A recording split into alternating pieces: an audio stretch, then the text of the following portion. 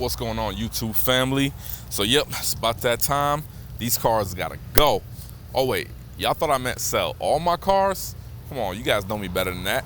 I love the cash flow that this business provides, especially these cash cars and not having a car note on them. So I don't think I'll ever completely liquidate my position to sell all my cars, but sometimes it just makes sense to downsize and to sell.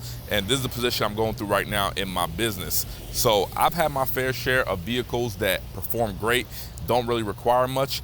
And I've also had my fair share of cars that always give me problems and I pretty much got to get out of them. And I realized that the cars that don't really give me problem, those are the hardest ones to sell. So in today's video, I'm going to talk about why I'm downsizing my fleet and selling some of my Turo cars off. And if you're a new host or already running a fleet of cars, I'm pretty sure you're gonna get some value out of this video. So make sure you stick around to the very end, because if you've seen some of my other videos, you know I love breaking down numbers. I love talking about profit, return on investment, and all those good things. So stay to the end of the video.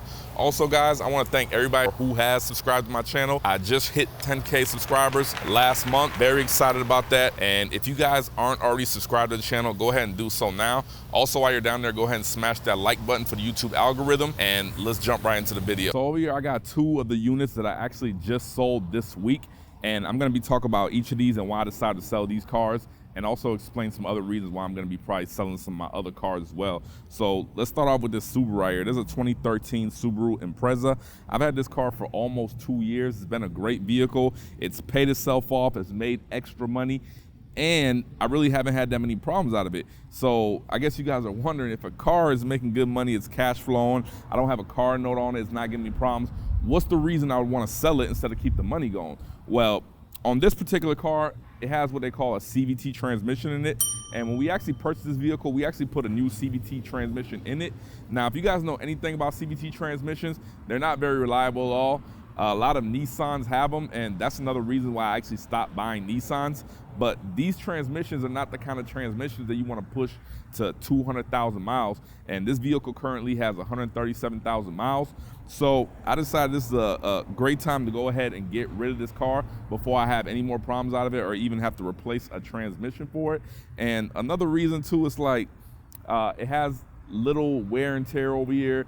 The vents kind of broken a little bit. The seats, you know, I've cleaned them a lot of times, but I'm trying to step up my image also. I do want to be able to provide affordable cars, but at the same time, I got a reputation to uphold, and I don't want to be known as the guy who just always has cheap cars that, even though they run good, you know, little stuff going on, little cosmetic stuff.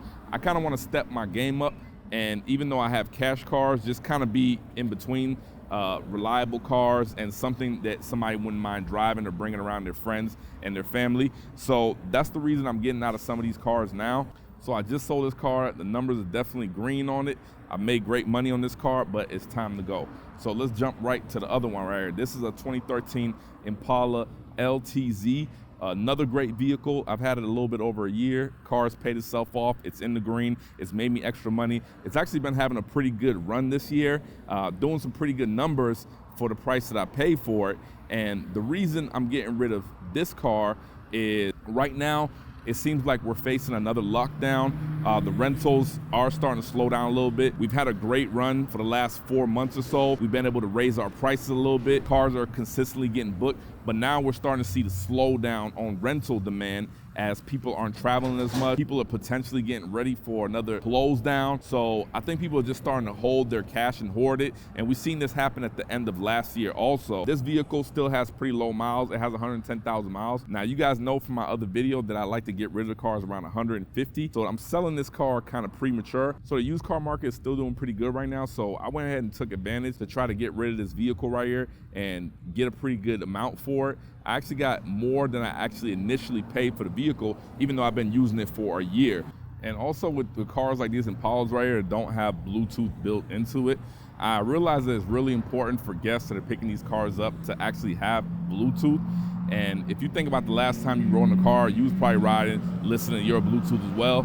So even though some of these have auxiliary, it's still not enough. People still want that Bluetooth. So if I ever do get another one of these in these old body styles that don't have Bluetooth, I'm gonna be hooking up some kind of aftermarket radio to it, just because I've had A lot of people ask me about the Bluetooth, so now I realize how important it is. And at the end of the day, not only are we providing a vehicle, we're also providing a service, and we want to make the customers happy and come back. So that's another pro tip for you guys. If you're getting these older cars without Bluetooth, go ahead and invest the $100 or the $200 and put an aftermarket unit in it. It'll make your guests a lot happier, and they'll probably come back and do business with you again. So this is the reason I'm selling this car. But other than that, the car's been doing great. It's been cash flowing. But since the market is high, I figured I might as well go ahead and get the money out of that. I have some other units around here. I have a couple of units that I'm adding on as well. I'm starting to dabble with hire cars, so adding some units on there. So I definitely need to downsize because I don't have that much space. So I figured I'd take advantage of this and go ahead and sell this car while the price is still great. Again, I'm gonna talk more about these numbers at the end of the video and actually break them down for you guys. But I sold both these cars for $5,500, and this one I was into about $4,000, and this one I was in a little bit over $4,000. So the numbers look great on. So I'm only selling these two cars for this week, but I do have some other cars that I'll probably be following up with, and I'll keep you guys posted on that as well. So now I know I said these cars have made great numbers, so let me break down the exact numbers I'm into these cars for, just to give you guys a better idea. So now that I came home and I had a little time to think about it, I really don't even know why I had to sell the cars. I mean, they weren't really bad cars. They were making good money. Why'd I have to sell it?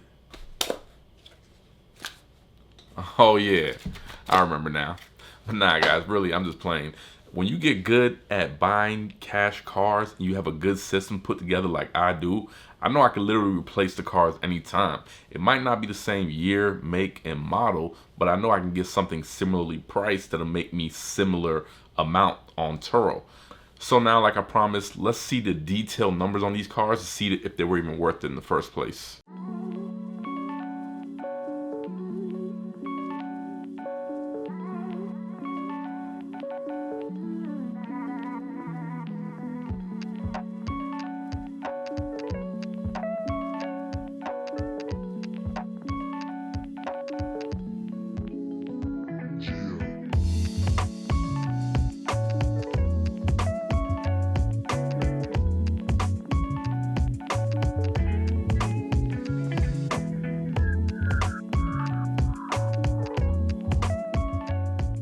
Alright, so let me reiterate. If you guys are messing with these cheaper cash cars like I am, you have to know when to get in and when to get out. It's important not to fall in love with these cars or the cash flow that it brings in and end up getting caught with a much bigger problem. So you have to be smart about it. And for you guys that are financing cars, I hope you guys learned your lesson from last year, because it seems like COVID is not quite over with yet. So I'm praying that we don't get another lockdown, but the way the numbers are looking, we never really know. So just make sure you guys protect yourself. And for everyone who's subscribed to my channel, appreciate you guys getting me up to 10K. If you already have not subscribed, go ahead and do so now. Also, go ahead and smash that like button for the YouTube algorithm, and make sure you tune in for these weekly videos. And if anybody's interested in getting into this business but just don't know where to start, I have a bunch of videos going over these things, but I'm still offering consultation calls. You can find so in the link somewhere below this video. And if you guys want to see more videos on exit strategies, I'm gonna go ahead and leave a couple up here. Also, go ahead and check out my Turo playlist. I promise you'll have a much better idea of this business as a whole. And as always, guys, appreciate you joining me once more. I hope you join me again next week for another video. Other than that, catch you guys next time around.